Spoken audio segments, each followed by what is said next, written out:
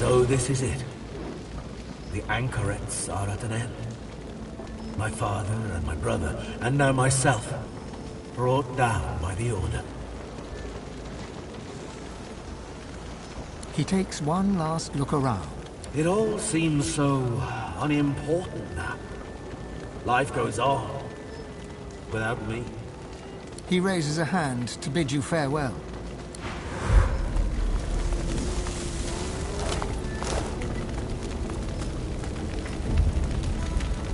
The spirit stares down at his own corpse, a bemused look upon his face. He turns to you, so fast you don't see the movement. His eyes look blank, as if the void has touched them. He tries to speak, but lacks the strength to do more than croak 2 words. The black.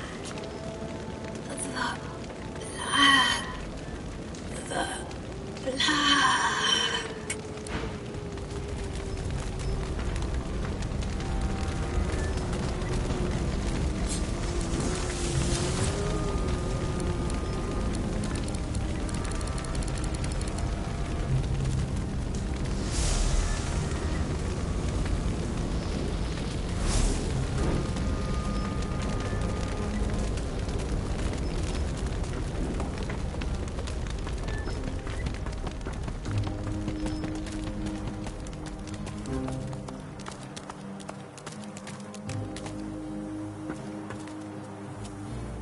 Are you proud?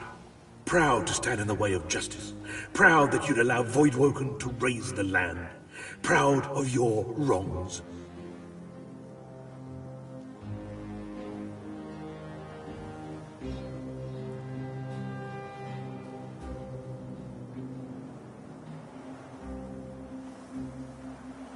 A crooked sneer surfaces from the spirit's deep pit of contempt.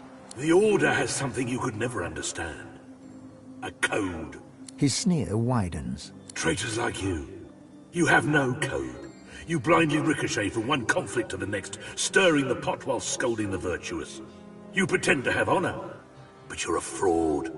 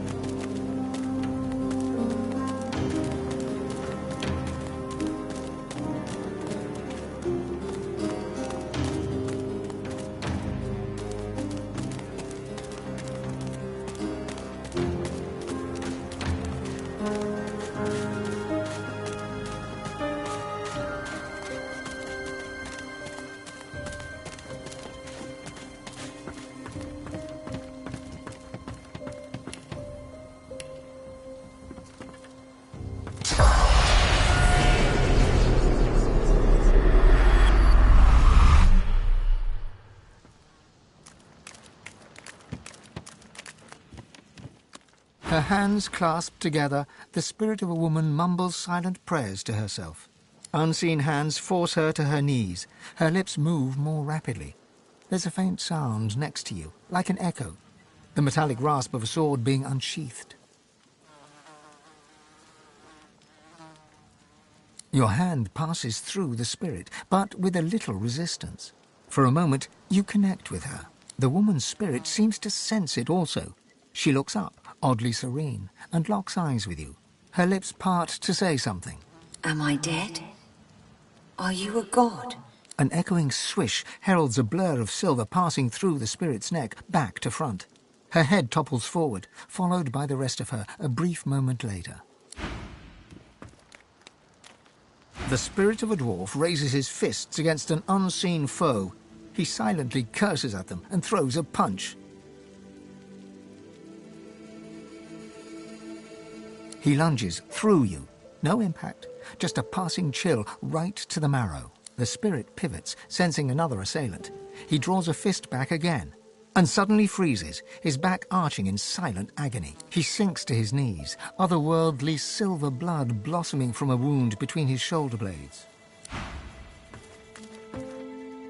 The spirit of a man cowers on the floor of the cell, his head tucked down. An unseen hand yanks his head up by the hair. His wide, panicked eyes find his tormentor. His lips part to plead, but before he can, a slash opens across his throat. Ghostly silver sprays forth, his eyes bulge. He clutches his hands around his neck and pitches forward to the ground, twitching. The spirit of an elven woman holds her palms upward. A hesitant, peacemaking gesture, she steps forward and suddenly jerks to a halt. One of her hands moves to her stomach. It comes away, coated in a silvery, spectral blood. She looks right through you, to her murderer. Her expression drowns in confusion and shock. Her knees buckle. She drops to the floor, soundlessly.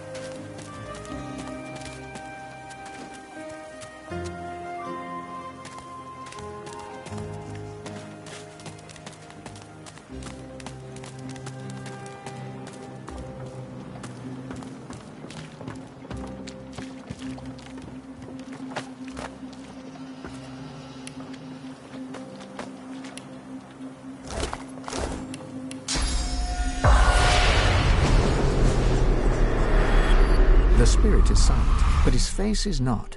A plethora of emotions cross it, as if he relives a lifetime of memories in this single moment. Jonathan shakes his head. It isn't barefaced cruelty that crosses his face, but bittersweet. He looks both impressed and indignant, nostalgic and enraged.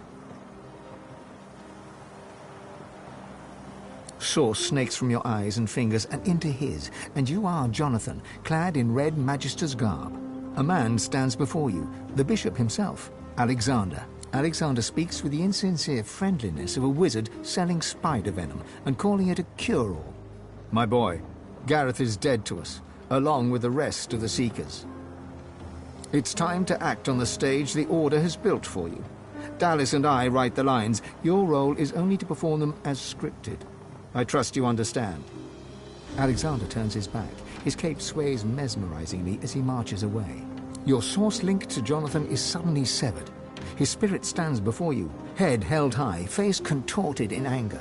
I played my part exactly as written. I was taught to have no regrets, and none do I have.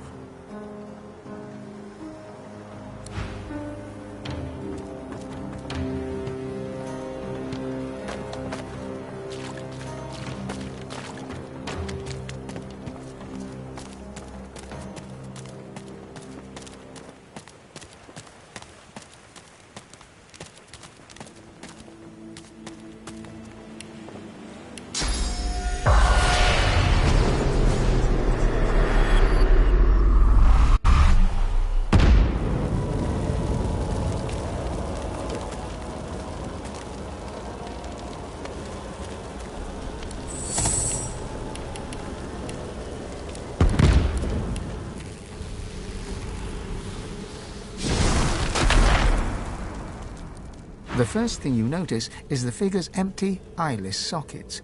The second thing is that your skin is crawling. The third is that your senses feel heightened. The fourth is that he is, or was, Black Ring. As your hand nears the ghost, your skin begins to itch. But more than that, your world expands, your vision narrows and fades, and your perception of the cavern is enhanced. Your nerves hum as if stretched taut, and you realize this is, or was, the ghost's reality. He was a guide, his job to know the way. You see him, on pain of purging, guide magisters into the cavern depths, there to continue their secret dig. You see him float above the traps, or vanish in one place and reappear in the next. And then, at last, you see him murdered in cold blood as the magisters left the cave. Their work here finished, his services no longer required, his wages paid with his own soul, which he was allowed to keep. You feel his anger and his confusion and his raw and naked pain, and you hear the cavern echo with his cries. He turns to you at last, those eyeless sockets staring into you, and as your senses crawl beneath your skin, you realize you know the truth already. You can do as he did. You can find your way over and around the accursed surfaces, those deadly stains that rise from the gods know what, deep underground. You have the power. You have what it takes. Divine order. Black Ring slaves. Lucian.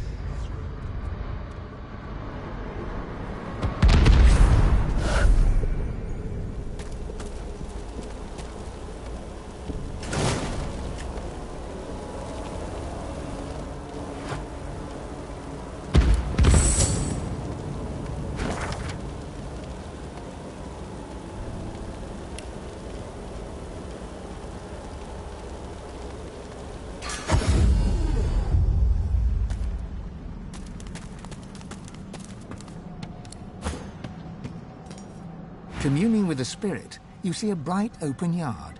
You cluck and scratch the ground in front of you, disturbing a delicious ant. You peck at the dirt, waddling past two magisters complaining about how difficult it is to catch a canary. But the spry insect skitters away, and the magisters think they have problems. Your beak hammers into the earth over and over, but the ant manages to dodge each jab. You let out a squawk of frustration and resume the chase. You finally corner the ant by a boot, plucking him from the ground with a cluck of satisfaction. Swallowing your prize, you look up into the grinning faces of the magisters. You feel hands reaching for you, grabbing you, and then there's only cold darkness. You step back, returning to your body in the cave.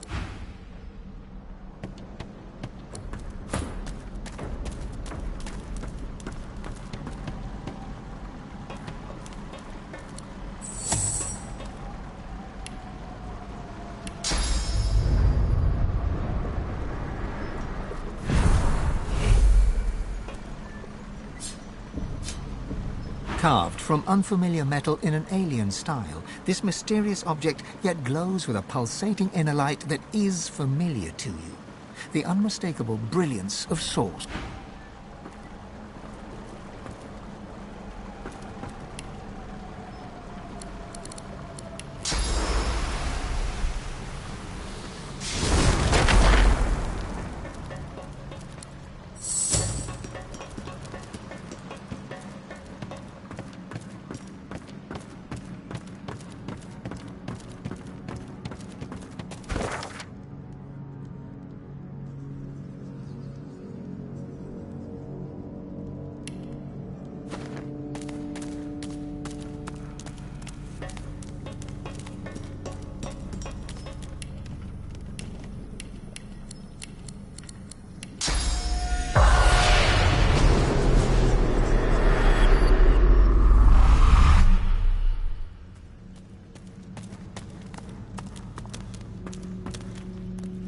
Folding his arms across his chest, the Magister stares at you with baleful eyes. One by one, he points at the dead Voidwoken, the dead Magisters, the dead... Your end comes, sorcerer, just as it came for them and for me. Friedemann guided the excavation rightly. Soon, Dallis will use the Aetherin on you. and then you will be the sorcerer no longer. He says nothing, only twists his lip bitterly as he echoes, pointing at the dead. Pointing at the dead, then pointing at you.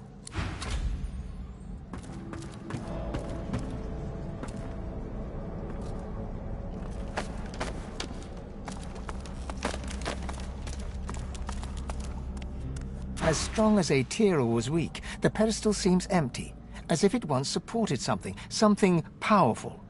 You surmise that this was once the resting place of the Aetiran, until it was torn free and borne away. If this is what Dallis was looking for, then she has claimed her prize. This must be where the Magisters found the Aetiran. You are a sensate, deaf and mute, but gifted with an unnatural ability. Dallis seeks you out and brings you here into the darkness. When the blindfold falls, Dallis bids you find and free a secret power. You close your eyes, and you feel the presence of a hidden truth. You point at it and open your eyes. You are pointing at Dallis. The hammer calmly bids you try again, then steps back into the shadows. You close your eyes once more. Now the vault before you sings to you. You raise your hand to it. It opens to your touch. From the vault, you take a sword. It's weightless, yet it feels extremely powerful. More powerful even than Dallis herself, and yet fragile. A hand falls upon your shoulder. A blade crosses your throat. Blood pours. Dallis whispers, "Good girl," and then all goes quickly dark.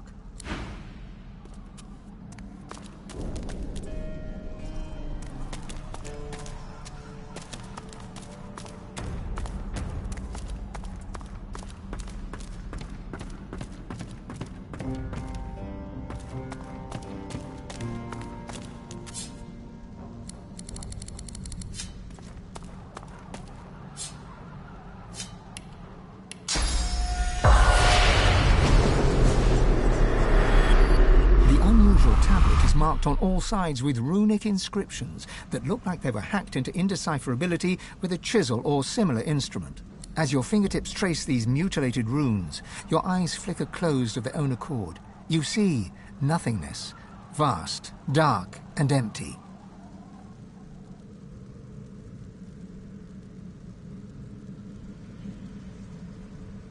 You sense something ancient watching you, perusing you like a prison guard would watch a wayward ant scuttling across the floor of a cell. From within the endless emptiness, a voice hums into being and calls to you. God-woken. You sense an interest within the cold voice addressing you. Beyond the interest, you sense fangs, voracious hunger, a bottomless appetite that no sustenance could ever sate. You see your life flash before your eyes, every memory flitting by like a moth's wings at a lantern. The vision reaches the present moment and diverges into multiple strands, impossible to keep track of. Your brain aches with the effort of trying to keep up with the intelligence as it sifts through your every potential future. You see salvation and destruction and every shade of existence in between. And all of a sudden, it's over. Blackness rises once more, just as it was at the start. Eternal darkness and you. An electric feeling pulses in your fingertips, and a force field of some kind pushes you away from the tablet. The tablet looks the...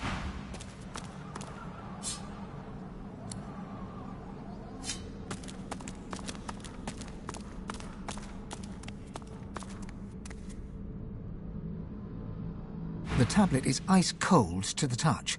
No matter what you do, no further message...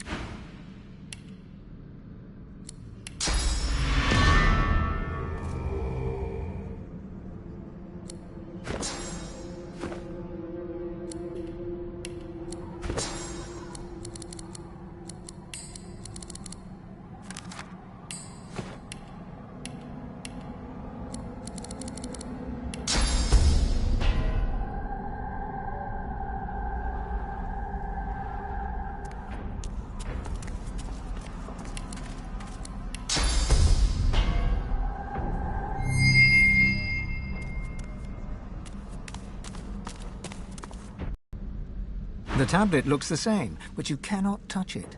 An invisible force field of some kind prevents you from touching the mutilated runes.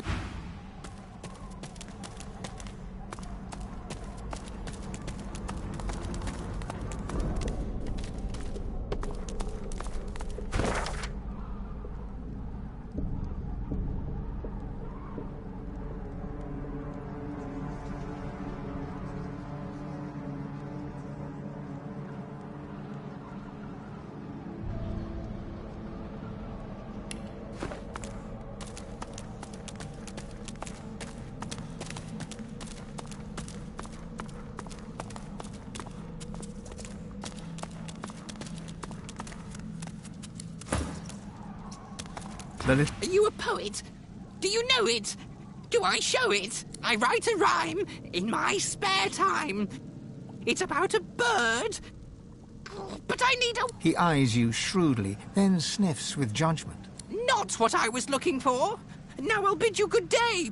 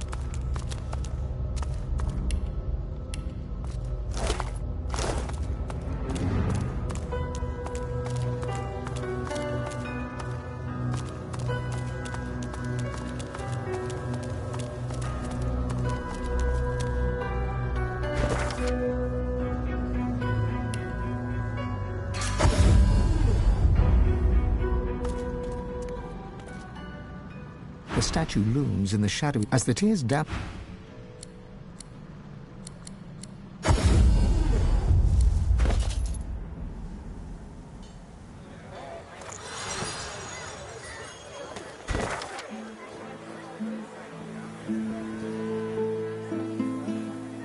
Keeping it together, Ree. I'm all right, as long as I don't think about it too much. You're safe among friends. Never forget it.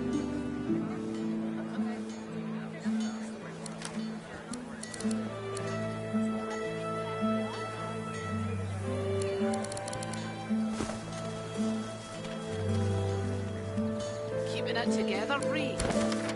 I'm all right, as long as I don't think about it too much. You're safe among friends. Never forget it.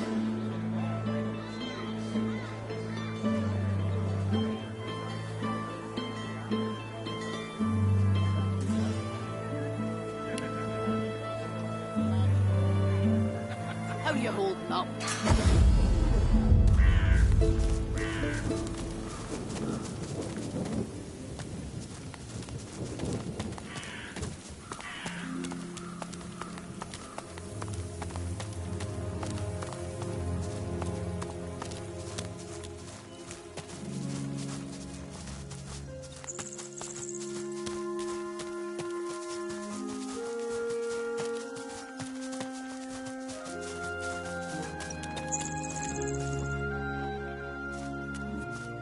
Back again, eh?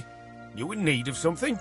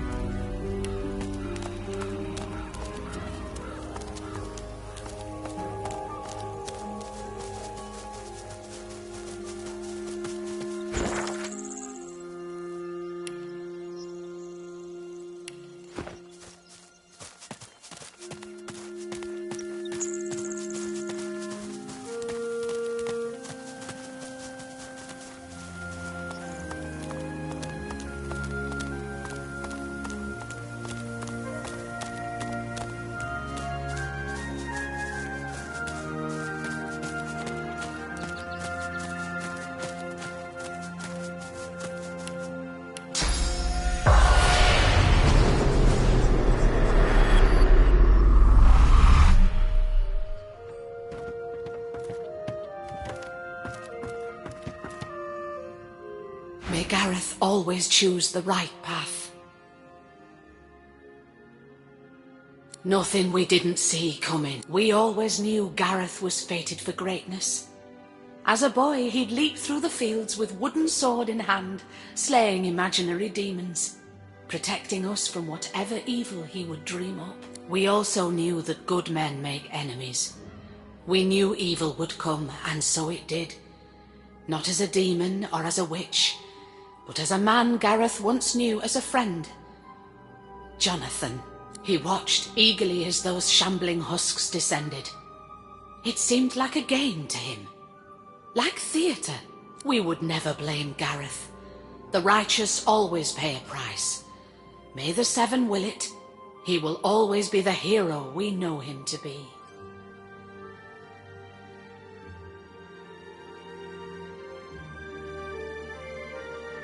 She nods.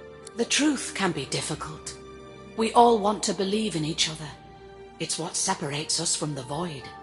It's what makes our existence worthwhile. It's what we do next that defines us. We can respond with treachery, or we can rise above.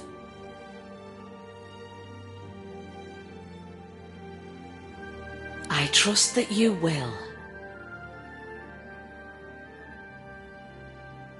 Gareth did his duty.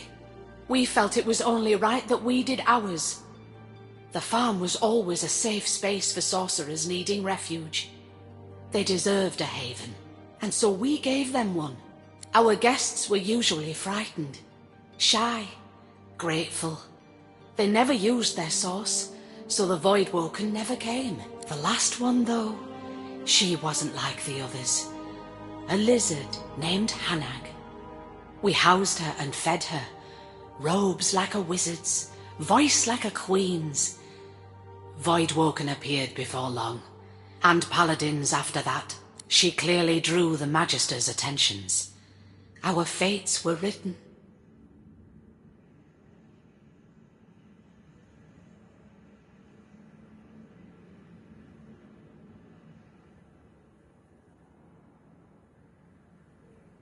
This heartens me. I'm glad to know we've not sacrificed in vain. I'm sad to know we couldn't do more. May Gareth always choose the right path.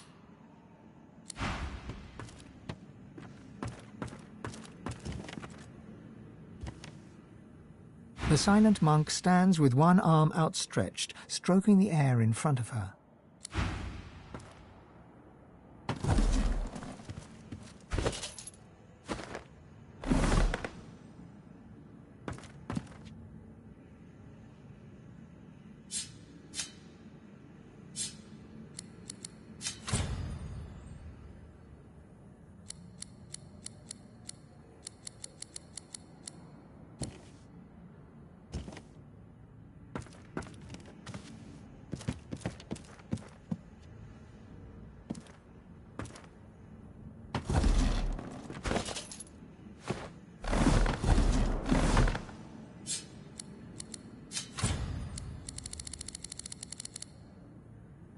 The silent monk sways and gurgles, head cast down.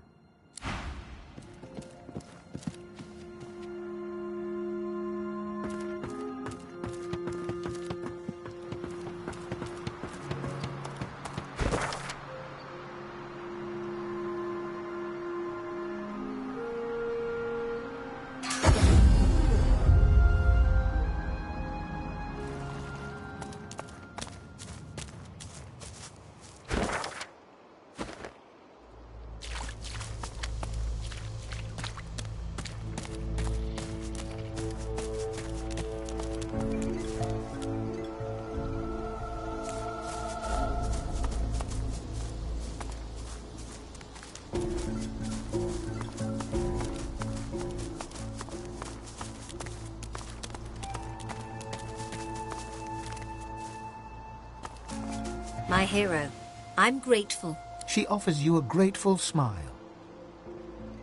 My crowning glory, and the millstone around my neck. Yes, I made the bomb. I served Lucian as best I could. I gave him what he asked. Would I do it again? No, I would not. I bid you farewell.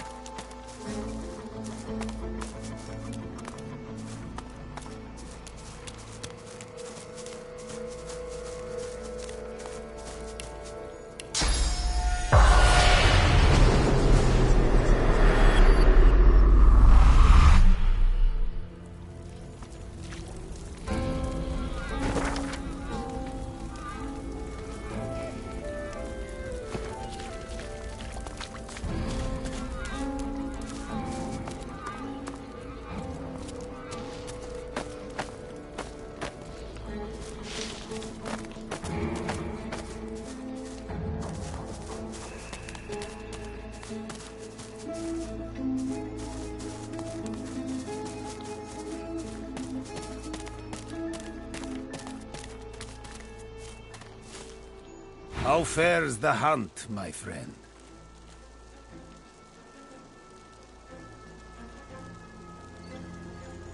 Death fog obscures any approach and hangs thick over the collapsed bridge that led to the Isle from the Driftwood Road. There is more than the mist alone there, though. Magic that evades my eyes. I also spotted a sloop further down the shoreline.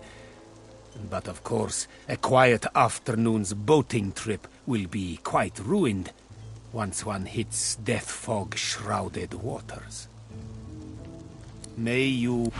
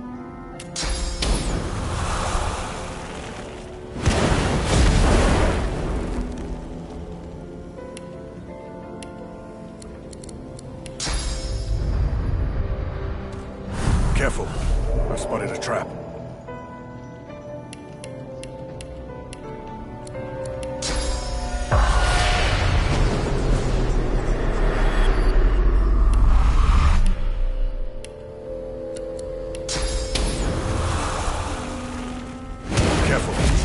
Spotted a trap.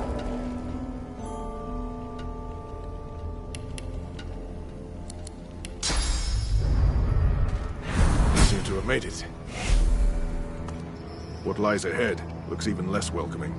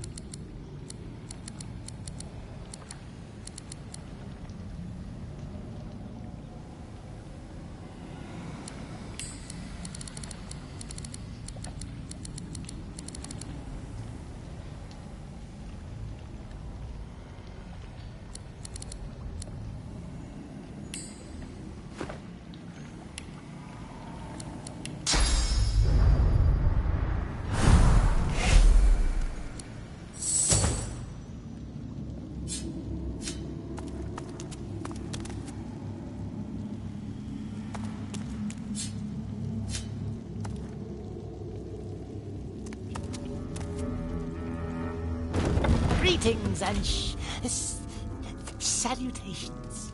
Have no fear, we mean you no harm. No harm, no harm, no harm, no harm, no harm. The being sniffs the air in your direction and licks his lips. He moves a couple of paces towards you, his eyes hungry and entranced. He abruptly slaps himself in the face and halts his advance. My manners. Master would not be pleased. He awaits you west of here. He will not harm you. Others may.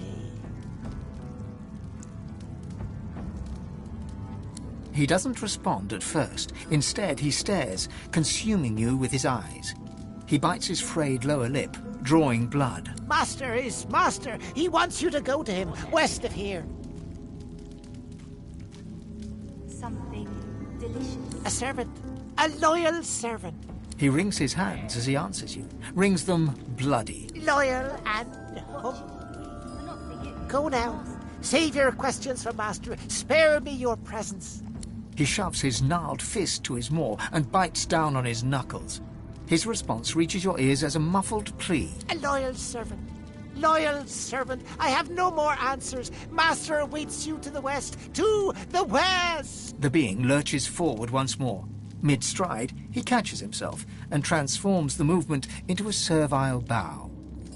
He barely seems to notice your repeated question at first. His eyes are dark pools in which your reflection is drowning. You are so delicious. Please, go west. My master awaits.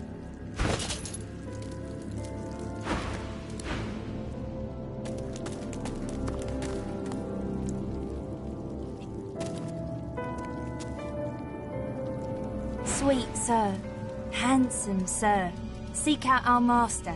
He wants you. Wants you. She gives you a coy little smile. Her mouth is crowded with dozens of tiny, sharp teeth. Shreds of rotten flesh are lodged between them. What's that smell? The hulking brute recoils slightly from you and gestures towards deeper in the island. My master has use for you. Make haste, if you please.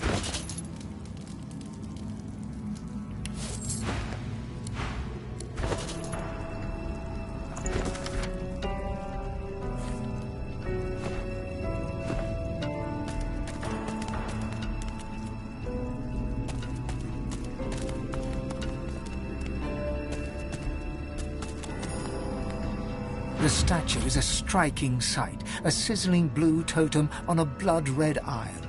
Even stranger, a shard of polished iron peeks from under the statue's base. There's something hidden beneath this massive sculpture. Even a triple-sized troll couldn't make the statue budge. Whatever the stone figure guards remains a mystery, at least for now.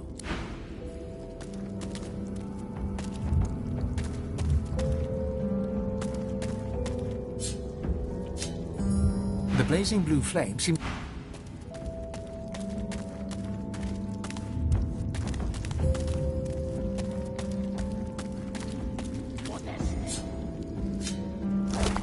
Something delicious.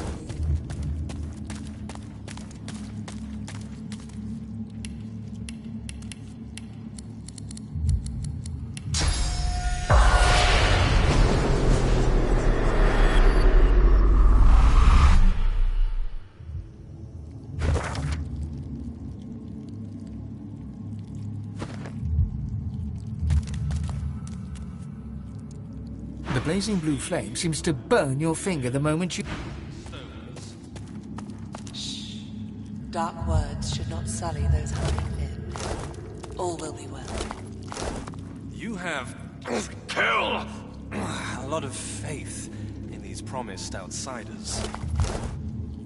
Your attention is appreciated, sir, but misplaced. You... Kill! Kill the bastard! Wear his skin! Dance in his hand! The elf's face, twisted in a grotesque rage, slowly calms. I beg your pardon.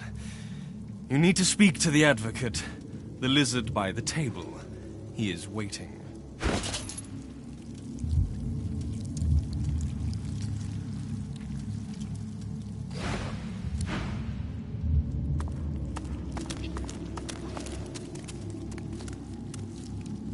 The hulking warrior's eyes dart about in panic, but his voice is loud and strong, even if it does not quite match the movement of his lips. You!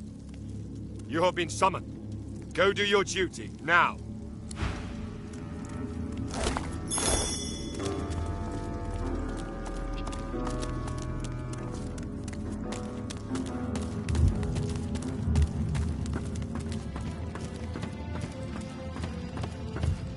Sweet thing, succulent thing. We are so pleased to see you, but not as pleased as him.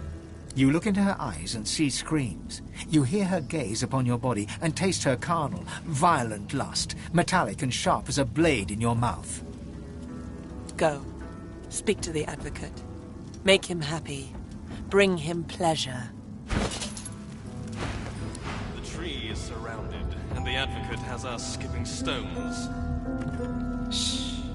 Dark words should not sully those honeyed lips. All will be well. Okay. Let's see what this master wants. He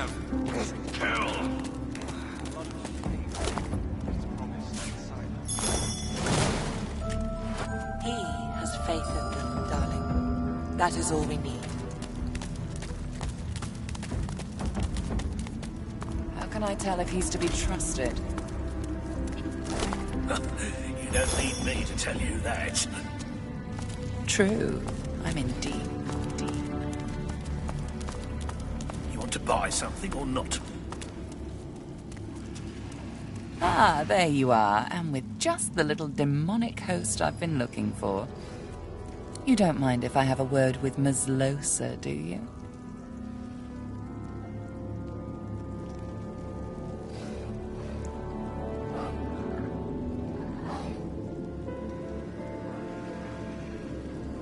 I was just curious about the progress of your little hunt. I met your old buddy Jahan, if that's what you mean. I don't have buddies. I have associates. So, did he help you with the, matter at hand? He's putting me through my paces. I have a few more hoops to jump through before he'll help me. Nothing in life is free, I suppose. Make sure you do jump them, though, sir. You won't be sorry.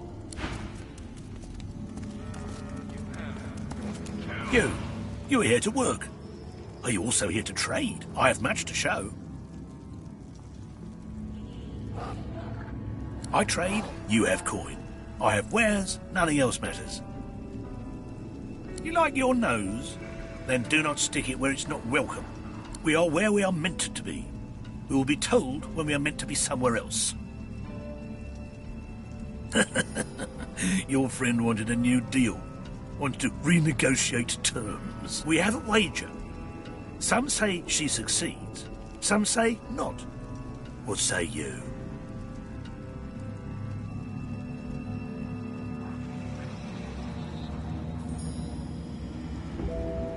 Good. Tell me, how do you bet? For the half-blood or against?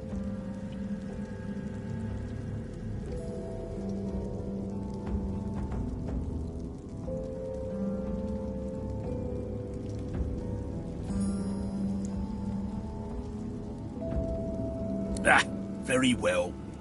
Look, do not touch. Not until you fatten my purse. See you again. Perhaps. Should not sully their all will be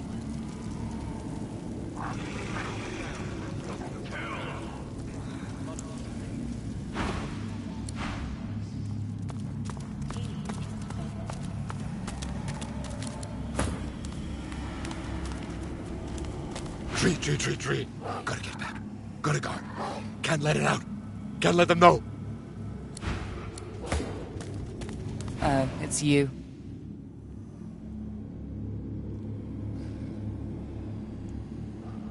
I don't see why not. I've got business all around the realm, same as you. And I'm sure you'll tell me all about it, but not now. Now, if you'll leave me to my business. Her eyes suddenly flash with fury, then fade back to normal. We'll discuss this later. Now, if you'll excuse me.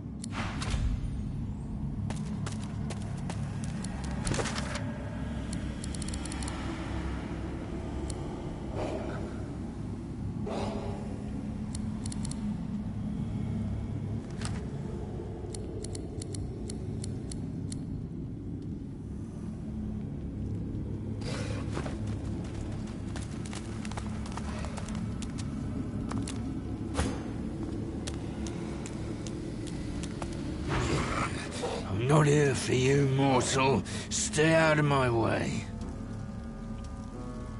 I relish the scenery and the lack of company. As you reach down, the hound's flesh twists, forming sharp, jagged spikes. Maybe not.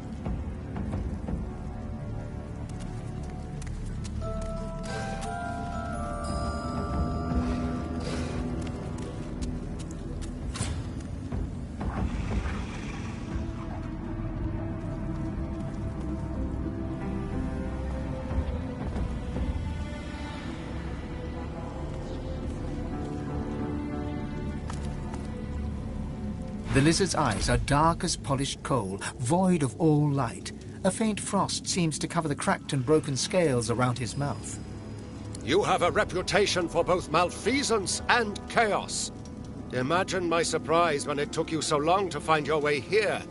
I see the miasma surrounding our islet certainly did not hinder you. Well, here you stand, in the flesh, so to speak. And a finer collection of corpusculae I never have seen. I trust you are not opposed to a mutually beneficial accord between civil and gentle persons.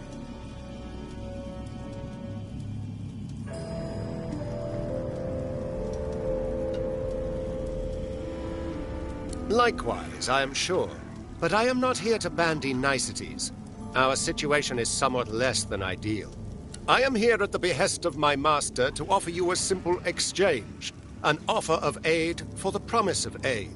The epitome of civil reciprocity. You and he possess a common foe. The power behind the Voidwoken has made our lives hell, so to speak. Since the Divine Order unleashed Death Fog against the Black Ring and those darling woodland creatures. And as the gods have shirked their duty, perhaps we could come to a mutually beneficial arrangement pertaining to both of our objectives. Indeed, I can offer you the source channel that you seek forthwith, as a gesture of good faith.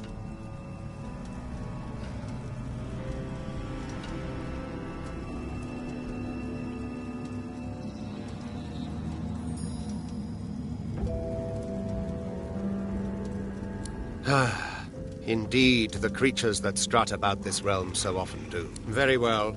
I can see them straining against your lips. Unleash them, Godwoken. Ask your questions.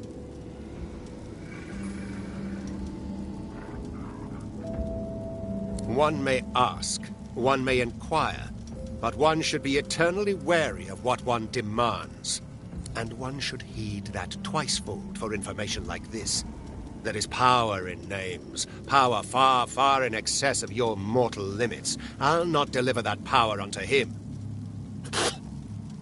A sagacious decision. Because it is expeditious to do so. My master would have this isle cleared as quickly as possible. The lizard looks about to make sure no one else can hear, leans in and whispers conspiratorially. And, if you are to become the new divine, I would much rather be an ally than a foe. After all, the power you wield will be as a great sword to my master's butter knife. There are legions that would follow you, myself included. Your power would be unfathomable. Assuming, of course, you take it for your own.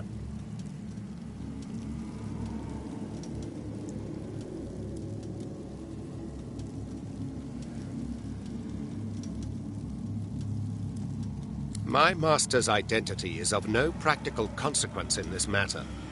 You need concern yourself with nothing barring the truth that my master always honors his vows. Your smoldering, half-demon pet can attest to that. She is the one that comes to me, helm in hand, in a sad attempt to beg and snivel her way out of previous and quite binding contracts. Alas, I am not at liberty to say more. My master values privacy above all else. He would not take it kindly if he discovered I had been indiscreet. My master has been troubled by the presence of the Void as it creeps ever forward, encroaching on areas in which he himself once ruled supreme. None more so than this island. There is a tree at this island's core which has special significance to my master. Think of it as hallowed, sacrosanct ground. But the Black Ring maggots writhe all about its trunk, and you will exterminate these termites. It is simplicity itself, in truth.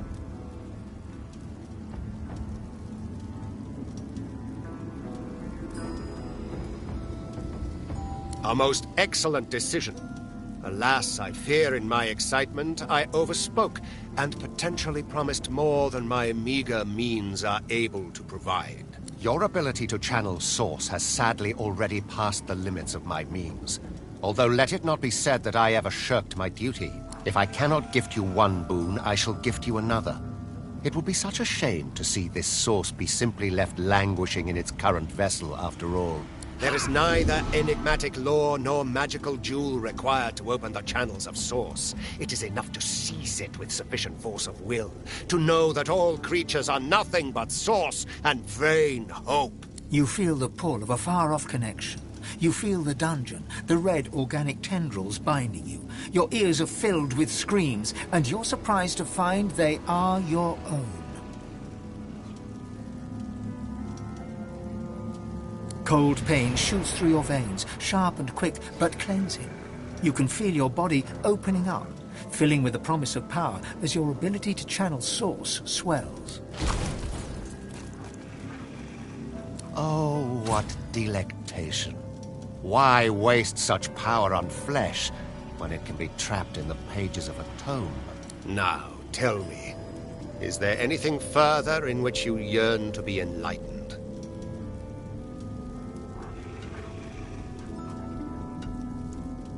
Why, the only thing you truly desire, or certainly the only thing you truly need. I will reveal unto you the location of the Council of Seven. My master has dealt with many of your ilk. Small-minded creatures with a hunger for power, out to save themselves, or loved ones, or the world, some fantasy or another. But all are willing to strike a covenant if it means their success. One was even willing to give up the location of this council to earn my master's boon. How felicitous that you merely have to spill a little blood to earn the same.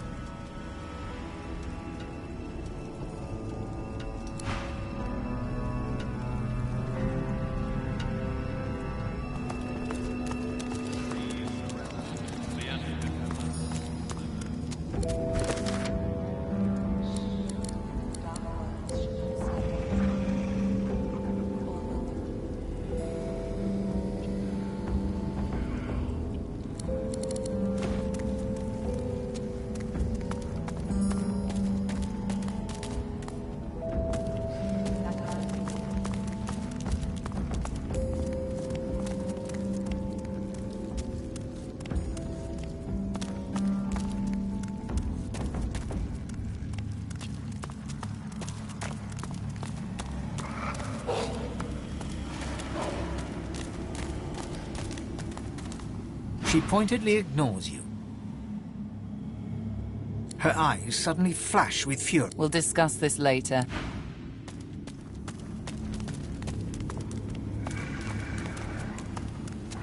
You have returned, but not with the specter of death.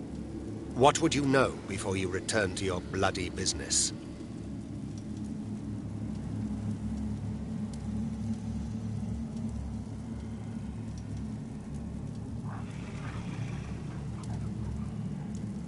My master has been troubled by the presence of the Void as it creeps ever forward, encroaching on areas in which he himself once ruled supreme. None more so than this island. There is a tree at this island's and you will exterminate these termites. It is simplicity itself, in truth.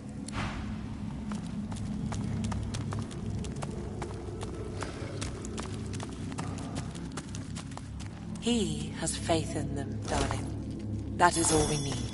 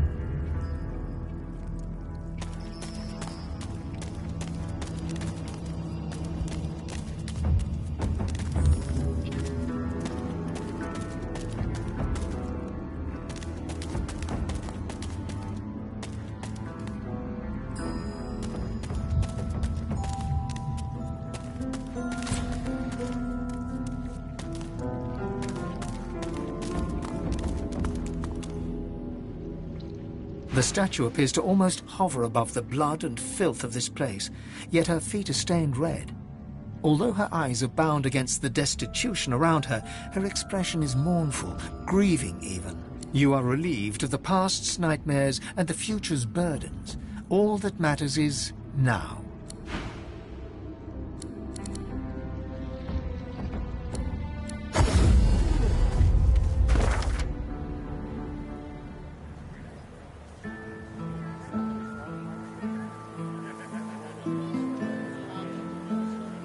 Keeping it together, Ree? I'm all right, as long as I don't think about it too much. You're safe among friends.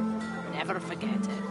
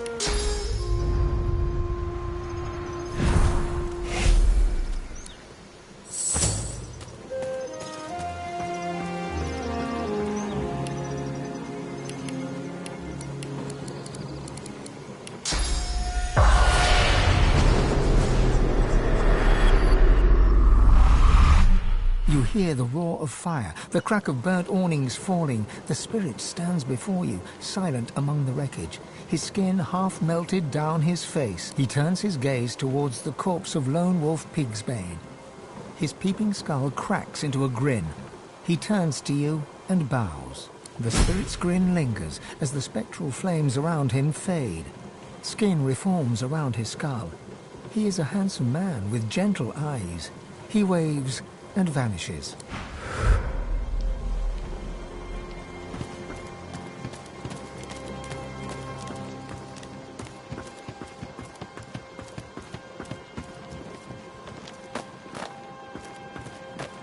The man who killed the spirit now lies dead, and he knows it. Claim your fee in knowledge. He holds out his hand, index finger forward. A spark crackles between you. Visions flash before your eyes, you using the air to cow your foes, or mastering water to leave them cold and helpless, or watching them fall as the earth moves beneath you. Choose.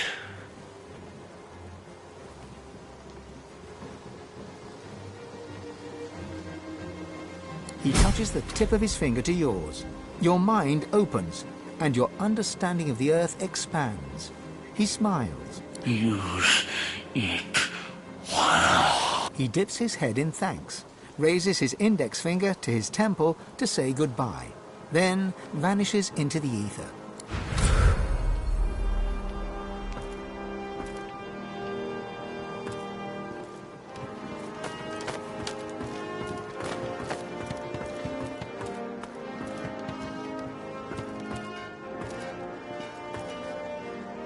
A ghostly aura shrouds the log. A bitter cold shoots up your fingertips, through your arm, shoulder, neck, and into your brain. Your whole body contracts with the aching freeze, and a voice sounds inside of you. See what I see. Feel what I feel. Look down. Where your feet should be, you see great gnarled roots disappearing to a mossy forest floor. As this log once was, you are an ancestor tree. As you examine yourself, you see the top of a small elven child's head as she approaches. She wraps her arms around you and rests her head against your great trunk. You pass her a memory.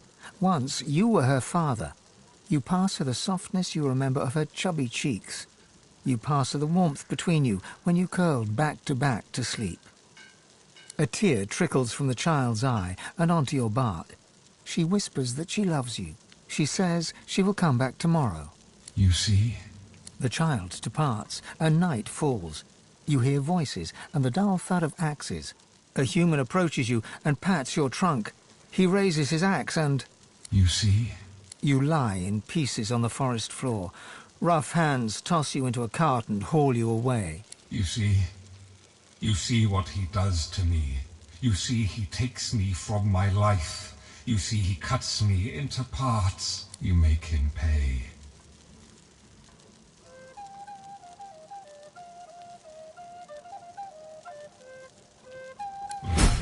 His bones lie buried in our sacred soil, but his spirit remains. Find him. Take from him what he takes from me. I show you where. Find him. I find peace then. I find peace when he is gone.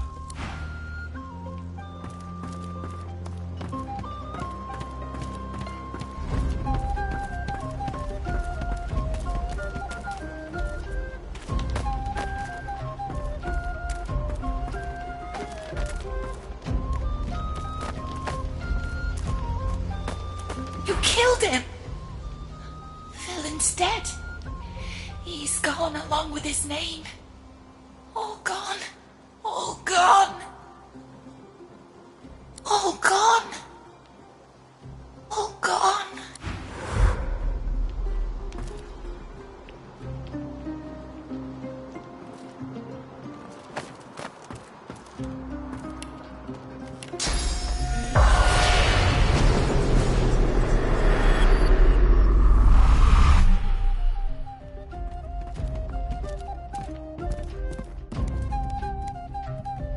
If Hardwin were to receive her head, it would make his day.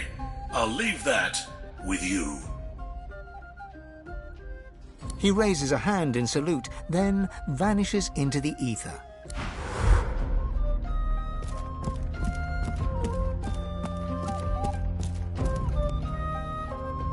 The crazed lone wolf spirit screams and does not stop.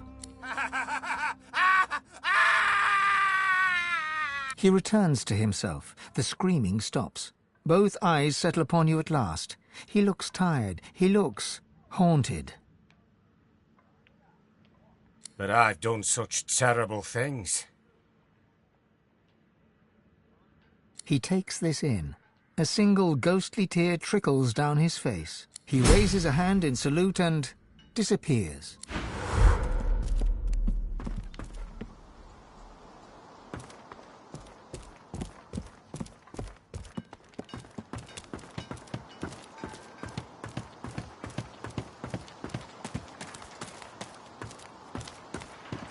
The whiff of chemistry assails you. But this spirit is not unhappy. Whatever was keeping him here has now lost its power. He's ready to depart. He fades away, gone forever to the Hall of Echoes.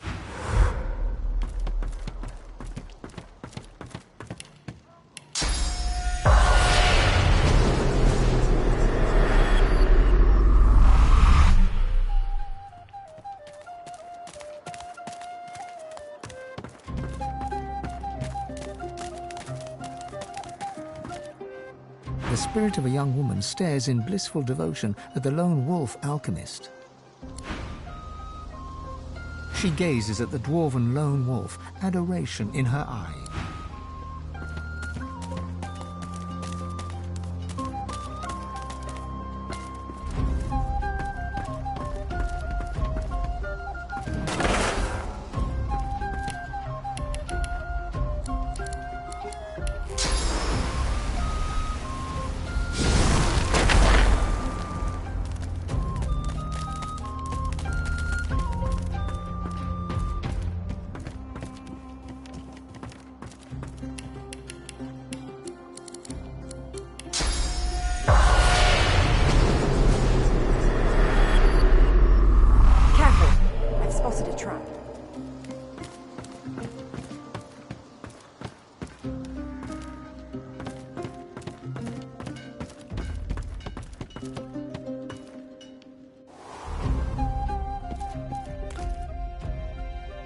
The spirit's chest heaves in short, hard bursts. Its face is pinched into a tight sneer, fists balled up at its sides. It falls to its knees and grabs its matted hair in 2 fists, then rips.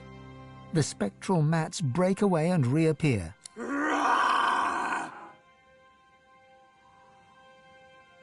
You! I'll destroy you. I'll drink your blood. He scratches at his scarred face with spectral nails, digging deep grooves that instantly vanish. No. No, no. He's gone. I guess this means I can leave. I hope the next place is better. This was a bad place. Bye. And thanks.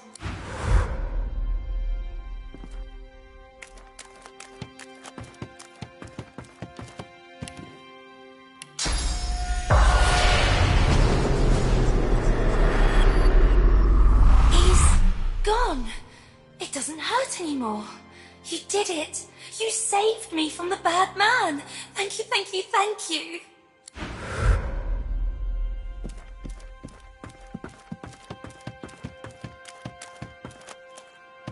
Sucker hot iron. Go! He scratches at his scarred face with... No.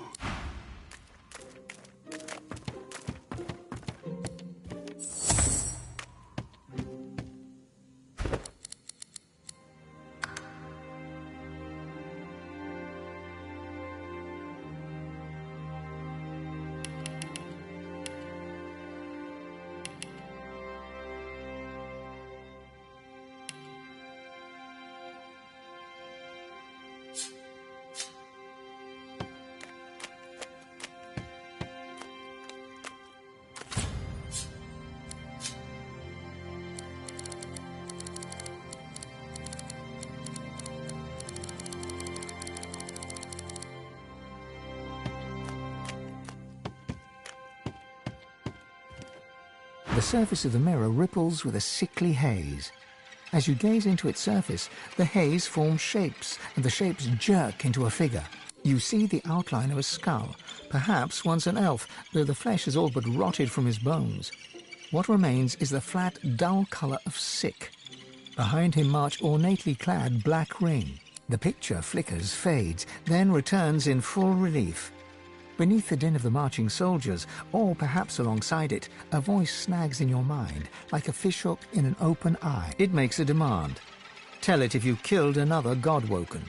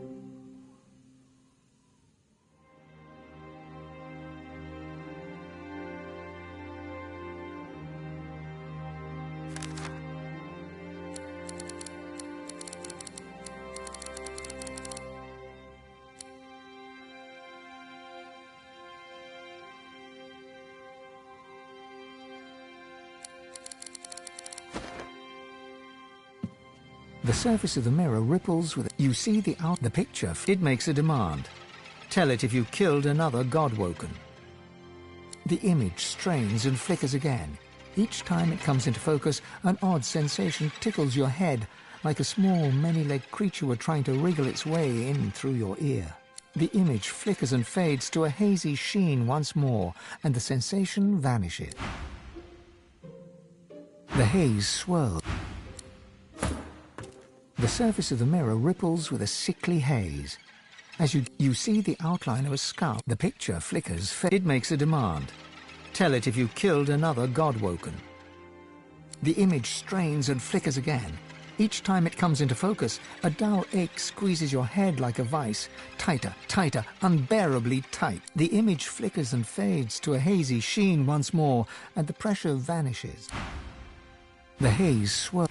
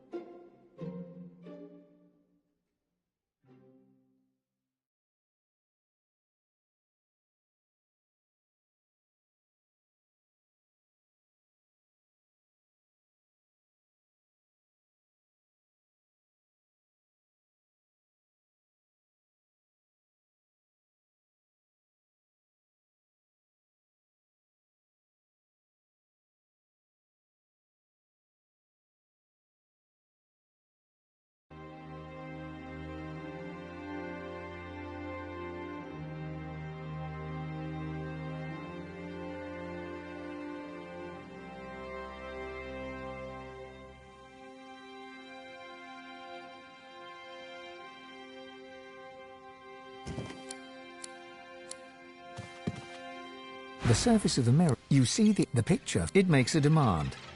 The image strains and flickers again. Each time it comes into focus, the image flickers and fades.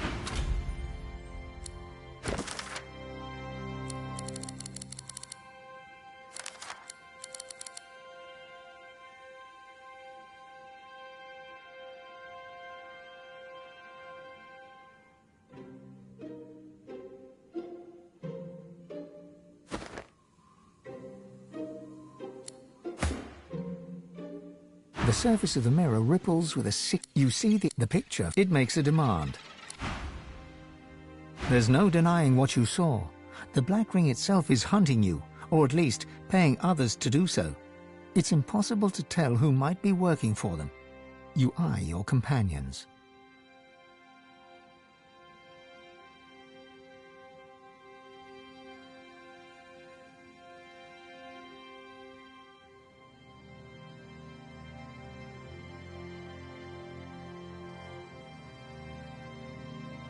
Life's full of surprises. That's what makes it fun and horrifying. The surface of the mirror, you see the picture. It makes a demand. Tell it if you killed another Godwoken. The image strains and flickers. The image...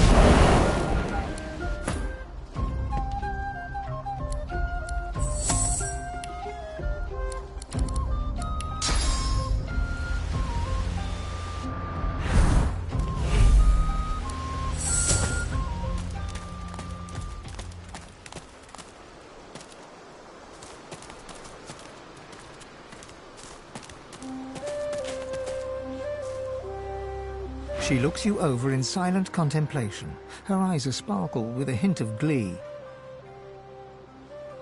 I am Sadha. 3 words that must suffice, it seems.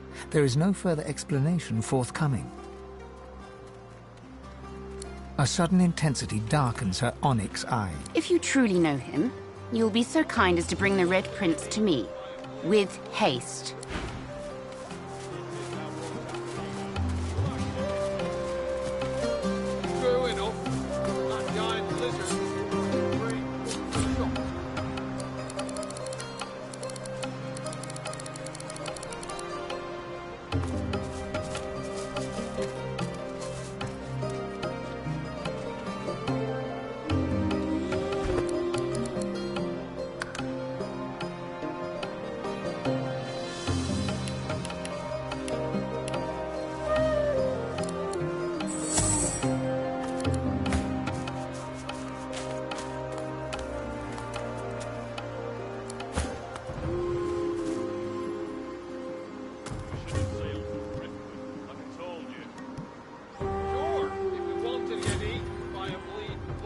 She looks you over in silent contemplation.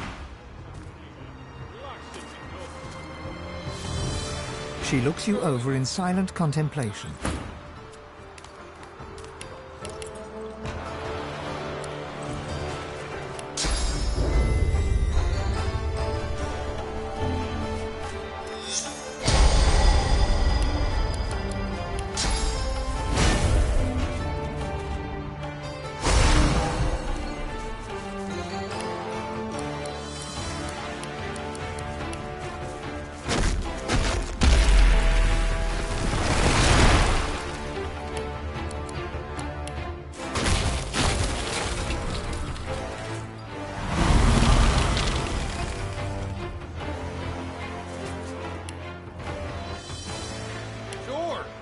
To get eaten by a bleeding void walking. And you think that won't happen here? Relax, sitting duck. True enough. And that giant lizard must look like a great mutton chop to him.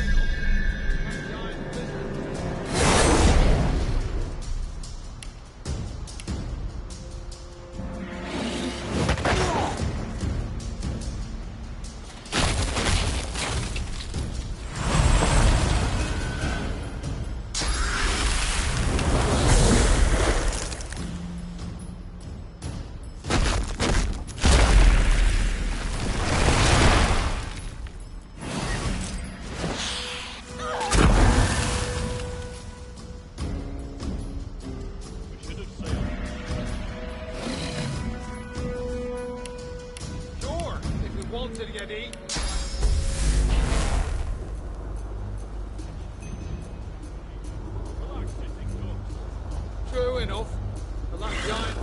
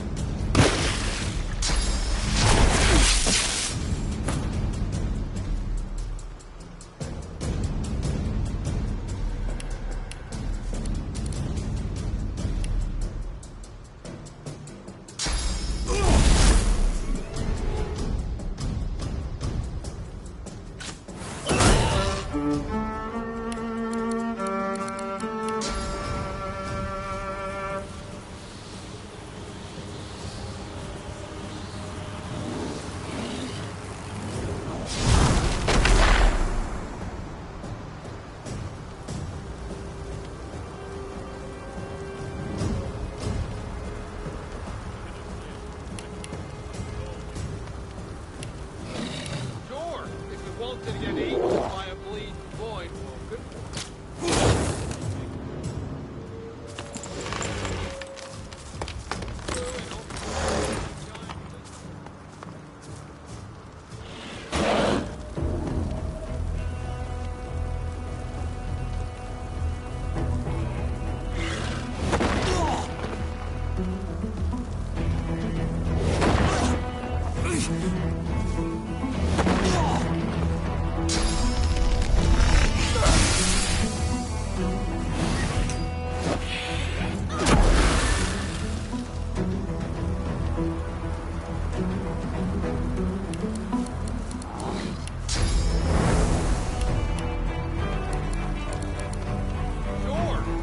To get eaten by a bleeding void, Vulcan.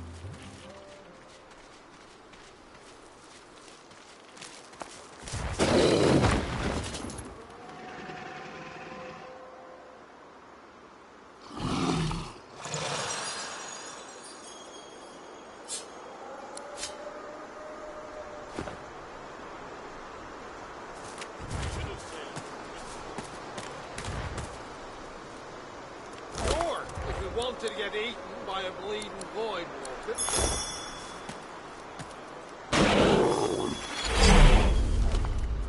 True enough. And that giant lizard must look like a great mutton chop to him.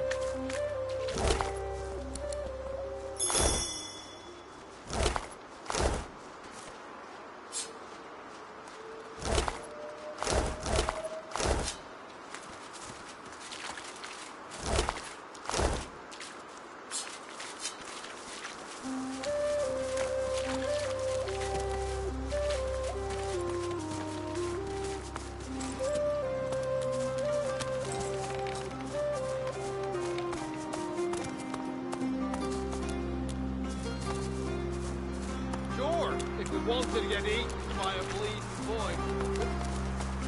And you think that won't happen here? We're like sitting ducks. True enough. That giant lizard.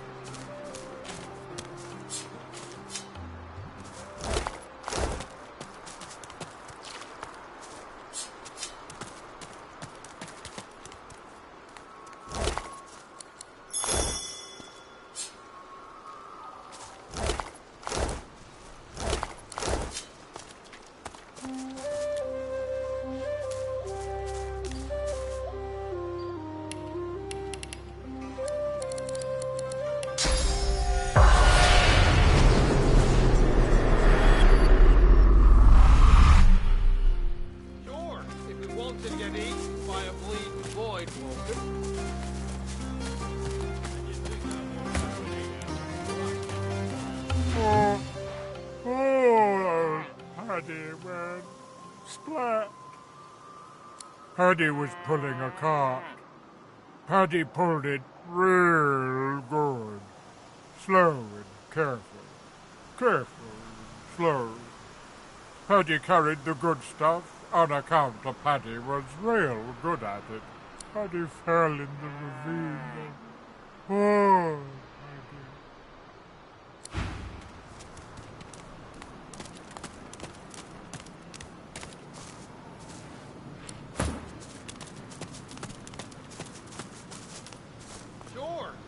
To get eaten by a bleeding void walker.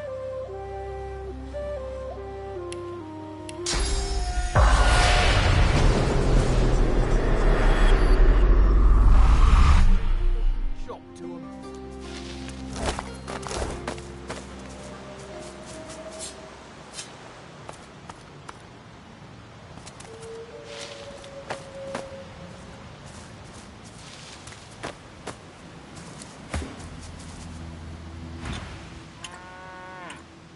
My name's Paddy. I'd ask yours, but it don't matter anyhow. Reckon I spooked.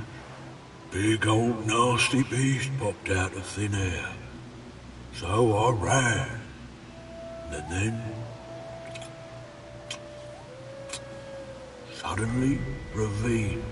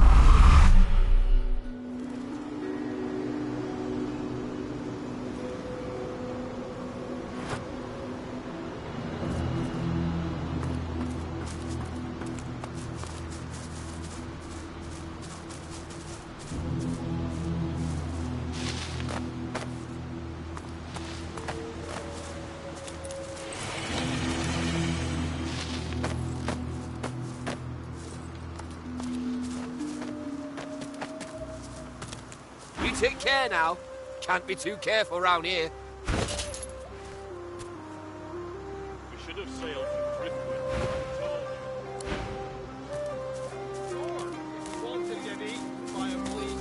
Happy travels, eh? What a crock. Not unless you can bring back the divine. He'd untwist this pretzel in a heartbeat, no doubt. Happy travels, eh? What a crock.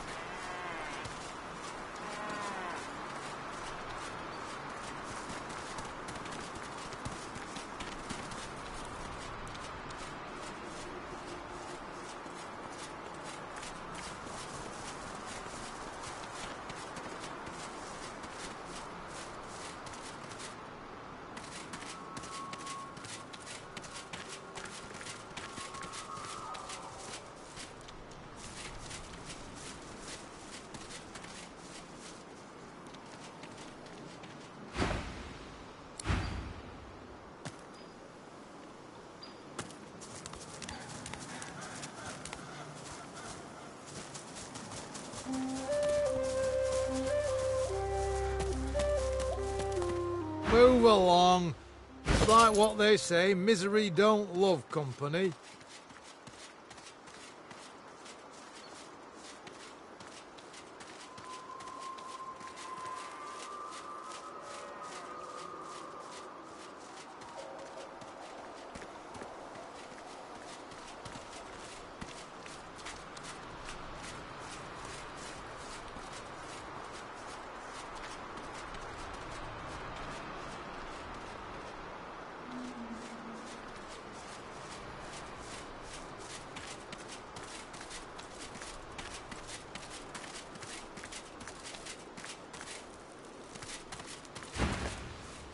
Like I told you. Sure, if we wanted to get eaten by a bleeding void woken. Move along, stranger.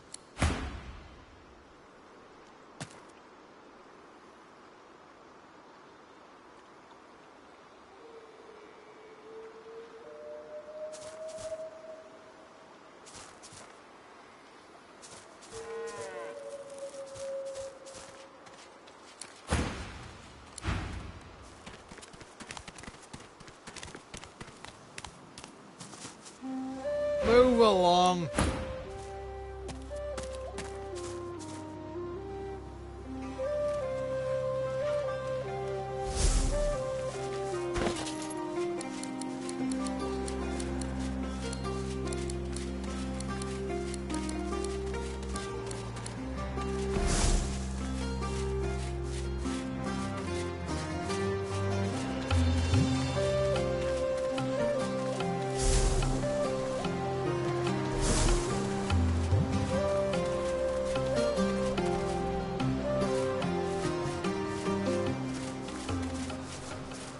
I'm watching you.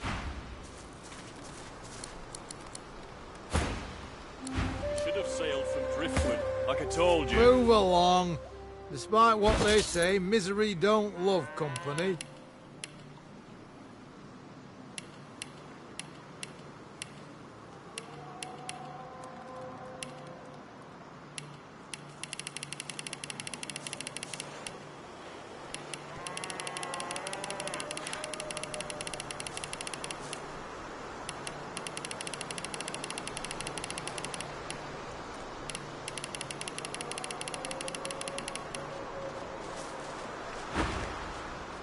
Should have sailed from Driftwood, like I told you. Sure, if we wanted to get eaten by a bleeding void woken. And you think that won't happen here? We're like sitting ducks.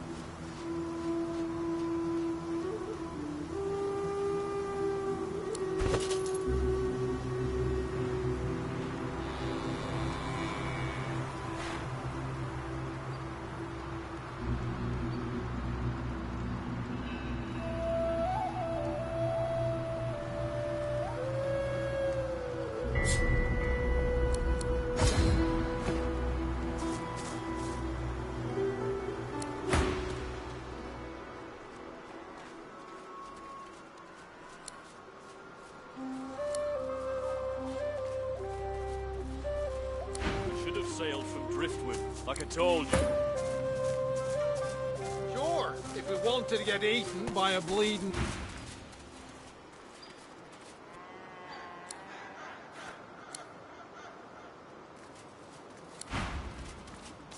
Move along. Despite what they say, misery don't love company.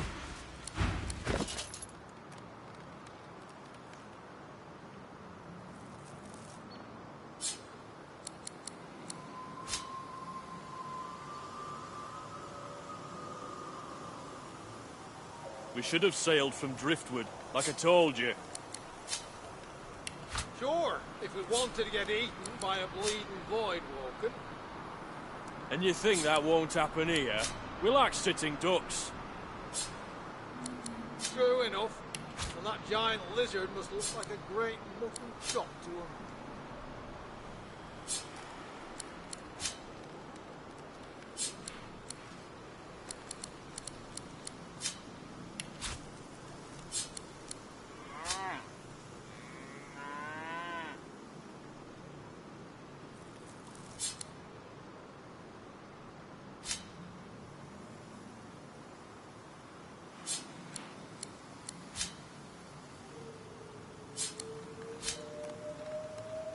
We should have sailed from Driftwood, like I told you. Sure, if we wanted to get eaten by a bleeding void walking. And you think that won't happen here? We'll act sitting ducks. True enough. And that giant lizard must look like a great mutton chop to him.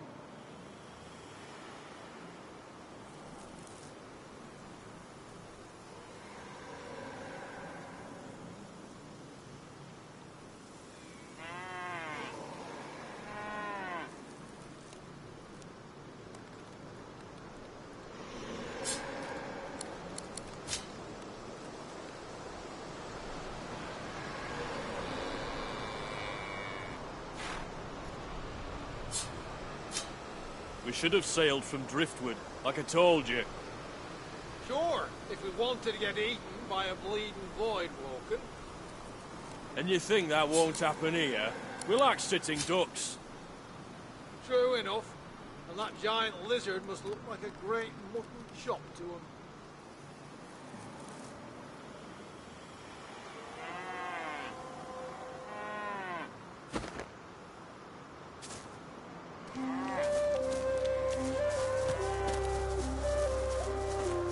Move along. Despite what they say, misery don't love company.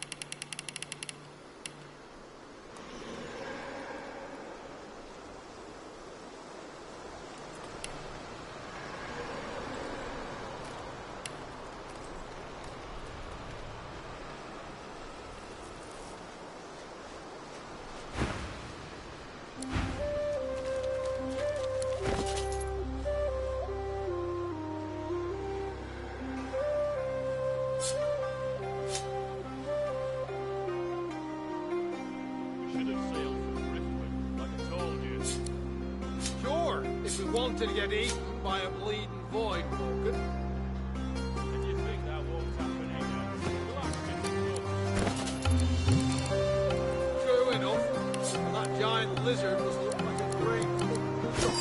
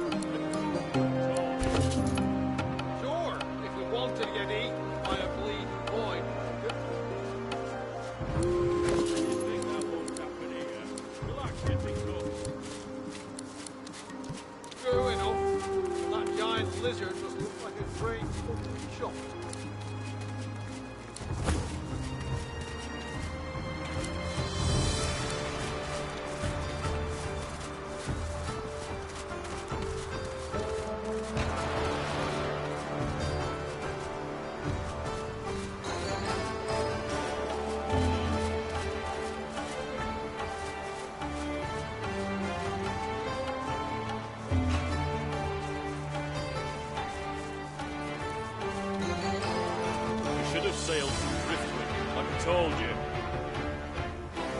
Sure, if we wanted to get eaten by a bleeding void walker. And you think that won't happen here? We're like sitting ducks. True enough. And that giant lizard must look like a great mutton chop.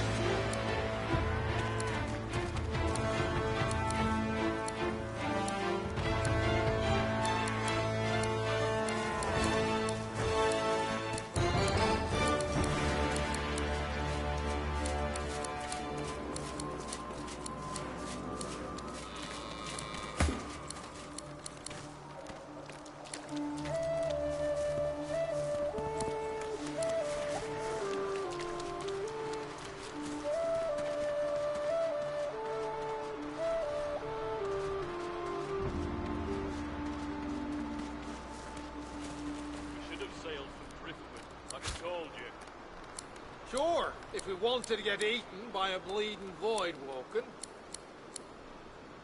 And you think that won't happen here? We're like sitting ducks.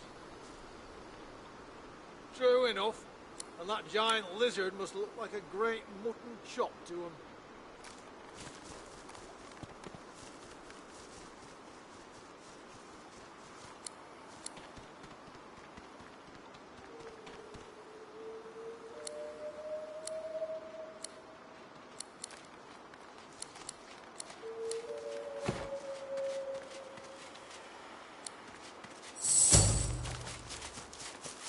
I'm watching you. We should have sailed from Driftwood, I told you. You take care now. Can't be too careful round here. Get eaten by a bleeding void walker. And you think that won't happen here? We're like sitting ducks. That giant lizard must look like a great mutton chop to him. Happy travels, eh? What a crock.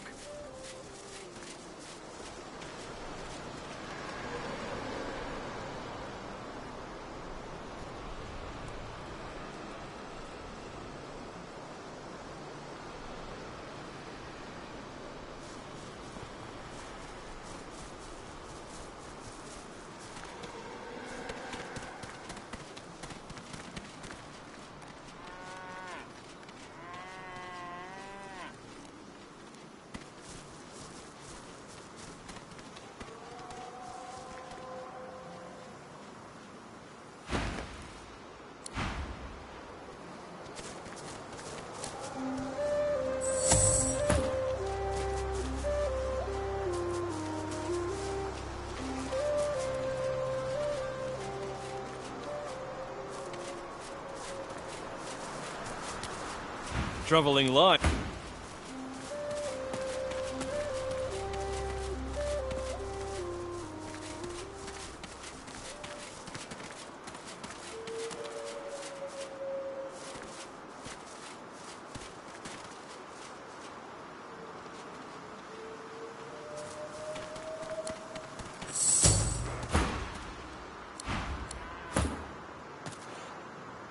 gotta say. Happy travels, eh? What a crock.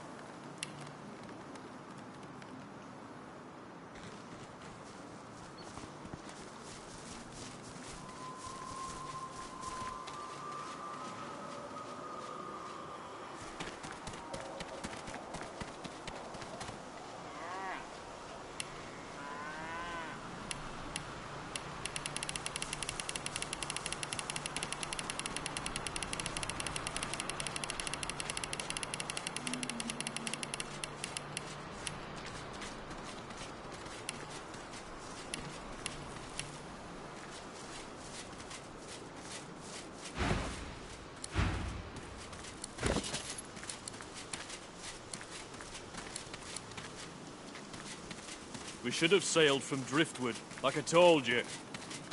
Sure, if we wanted to get eaten by a bleeding void walker. And you think that won't happen here? We like sitting ducks. True enough. And that giant lizard must look like a great mutton chop to him.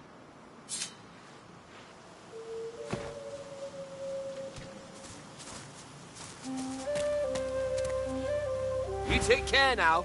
Can't be too careful around here.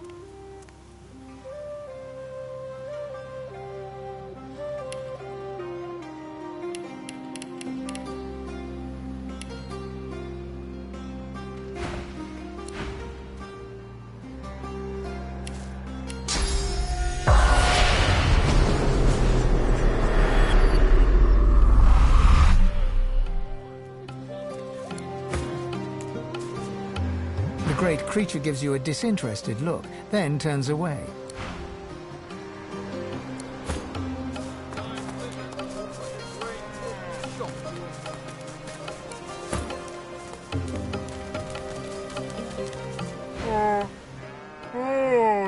Paddy was Paddy.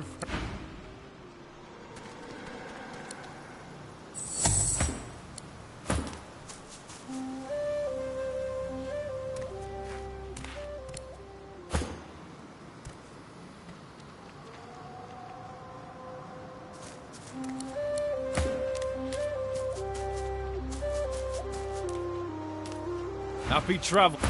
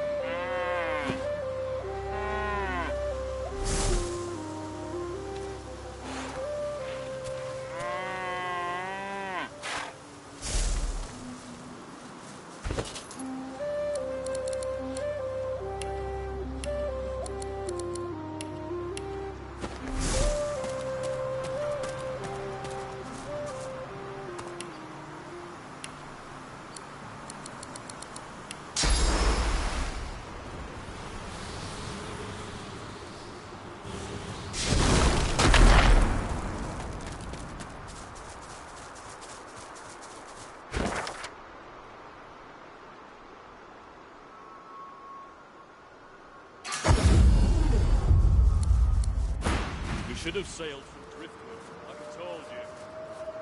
Sure, if we wanted to get eaten by a... How you holding up? Not in any mood to talk about it.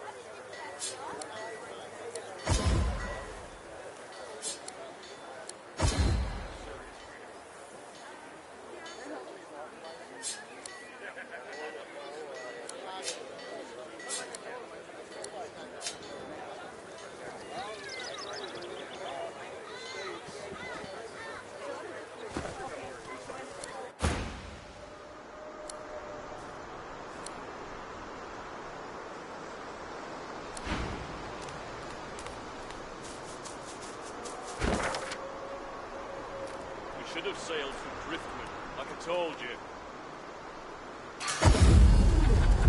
Smells worse over here than a dozen rotten eggs dropped in a vat of vinegar.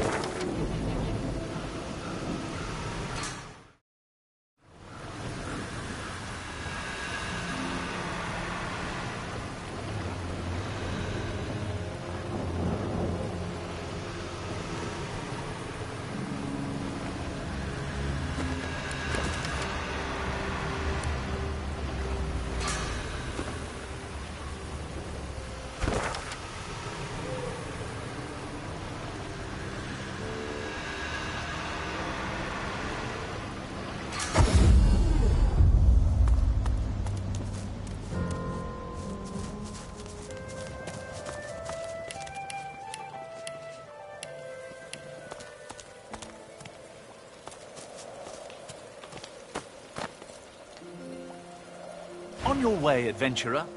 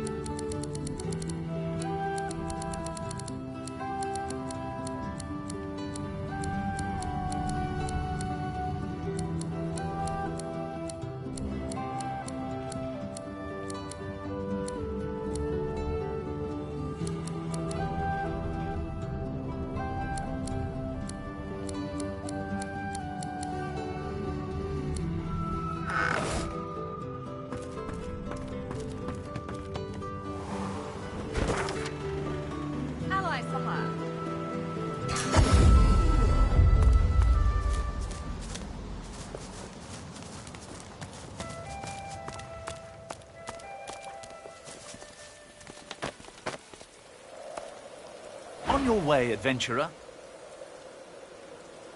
He recoils in disgust, but then, recognizing her face, he grins. It's a grim day that such gore would bring me pleasure, but Helen Everhart's death was wrong, and this goes some way to righting it. Please, allow me to reward you.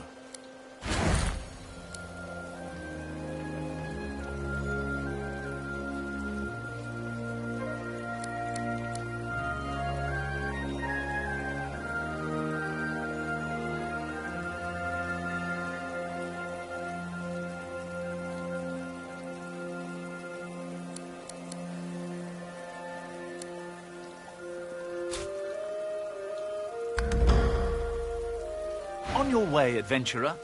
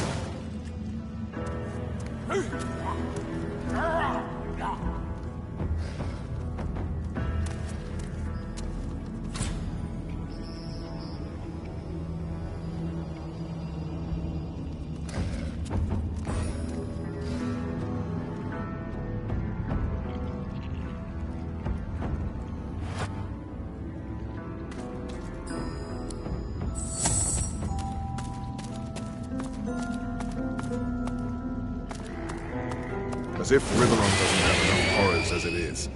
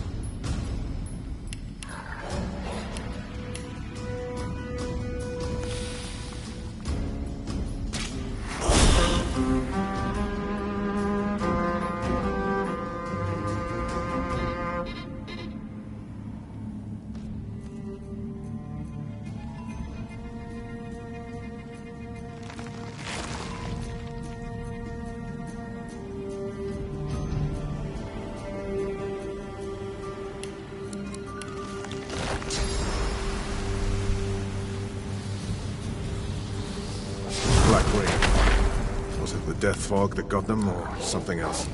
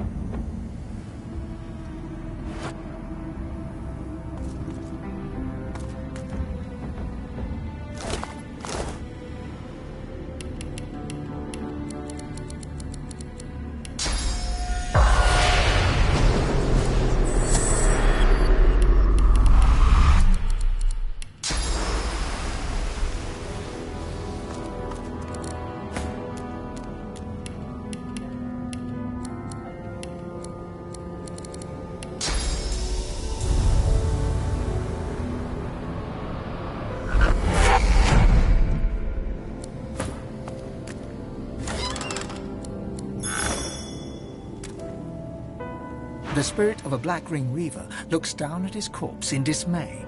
He notices you approach and challenges you in a throaty rasp. You're not one of those blood things. Who are you?